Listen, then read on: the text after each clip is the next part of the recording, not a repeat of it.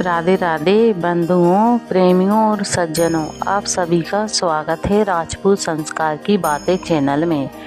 हम आपको कार्तिक मास का 26 अध्याय सुनाने जा रहे हैं। ध्यान पूर्वक सुनिए। वीडियो पसंद आए तो लाइक करें, चैनल को सब्सक्राइब करें, क्योंकि हम इस चैनल पर आपको भक्ति से जुड़ी बातें लेकर आते हैं। चलिए सुनते हैं कथा। नारद जी ने कहा, हे देवगणों के ऐसे वचन सुनकर धर्मदत्त ने कहा, सब मनुष्य भगवान विष्णु की प्रसन्नता के लिए विधिवत आराधना, यज्ञ, दान, व्रत, तीर्थ आदि तपस्या आदि करते हैं, किंतु ऐसा कोई सरल उपाय बताइए कि जिसे करने से इन सबका फल प्राप्त हो।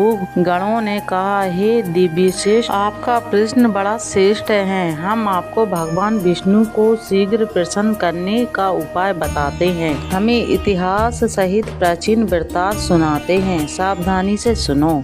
प्राचीन काल में कांचीपुरी में एक चोल नामक चक्रवर्ती राजा राज्य करता था। उसी के नाम से उसके देश का नाम था चोल। चोल नाम प्रसिद्ध है। राजा चोल के राज्य में कोई प्राणी दरिद्र, दुखी, पापी व रोगी न था। ये सब राजा के यज्ञ करने का प्रभाव था। ताम्रपर्णी नदी के दोनों किनारों पर सोने के यज्ञ संभव शोभित थे। हे द्विजवर, एवं दिन वह राजा भगवान विष्णु के पास गया। भगवान उस समय शेष शैया पर योग निद्र बस में सो रहे थे। राजा ने उनकी मणि, मोतियों और स्वर्ण के दिव्य फलों फूलों द्वारा पूजा की। वह साष्टांग प्रणाम करके भगवान के चरणों के पास ही बैठ गया। थोड़ी देर बाद राजा ने अपनी नगरी कांचीपुरी के ब्राह्मण विष्णुदास को कहा आते हुए देखा। विष्णुदास भगवान की पूजा के लिए तुलसी दल और जल लिए हुए था। विष्णुदास ने कहा, आकर भगवान के विष्णु के सूक्त मंत्रों द्वारा स्नान करवा मंजरी द्वारा दलों में उनका विधि पूर्वक पूजन किया। विष्णुदास के चढ़ाए हुए दलों से राजा के चढ़ाए हुए मणि, मोती व स्वर्ण के फूल ढक गए। राजा ये देखकर क्रोध में भरकर बोला, ढोंगी मूर्ख, तूने मेरी चढ़ाई हुई मणियों, मोतियों व सोने के फूलों को तुलसी दल व अपने साथ फूलों से ढक दिया है। तू बेचारा भला भक्ति करना क्या जाने, तूने मेरे लिए हुई विचित्र श्रृंगार को बिगाड़ दिया है। राजा की ये बात सुनकर विष्णुदास को ही क्रोध आ गया और वह राजा के गौरव को तुच्छ समझकर कहने लगा, हे राजन, तुम भक्ति करना नहीं जानते, तुमको अपने धन का घमंड है। बताओ, आज से पहले तुमने भगवान को कितने व्रत किए हैं?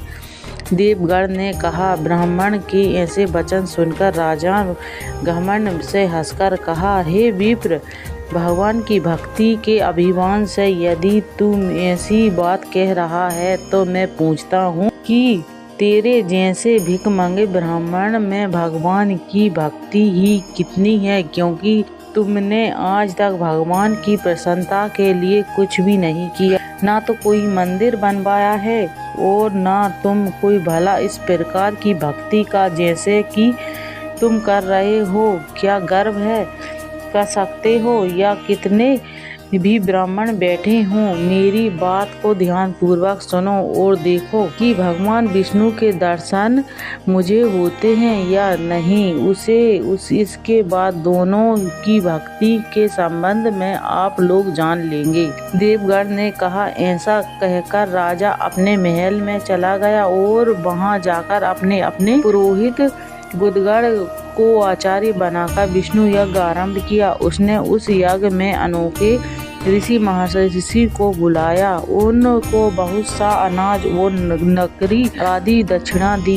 जो यज्ञ पहले ब्रह्मा जी ने गया मैं किया था, वही यज्ञ राजा चोल ने अपनी नगरी में चोल में किया है।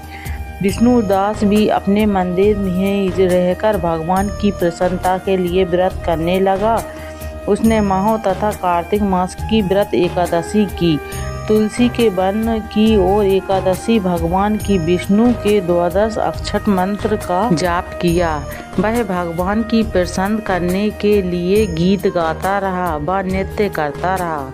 नित्य प्रति व्रत करता, भूमि पर सोता, हर समय भगवान विष्णु का स्मरण करता रहा और सब प्राणियों में स्मृति से भगवान के लिए देखता था। उसने भगवान की प्रसन्नता करने के लिए माह तथा कार्तिक के व्रत भी किए। उन व्रतों के नियमों का पालन भी किया और उद्यापन भी किया और इस प्रकार राजा चोल और विष्णुदास द्वारा दोनों की आराधना करते हुए बहुत दिन बीत गए। इससे आगे की कथा आपको 27 अध्याय में सुनने के लिए मिलेगी। हम आपको कल 27 अध्याय सुनाएंगे। आपको ये कथा कैसी लगी जरूर कमेंट करके बताएं। वीडियो पसंद आए तो लाइक करें, चैनल को सब्सक्राइब करें, बेल आइकन दबाना ना भूलें। राधे राधे।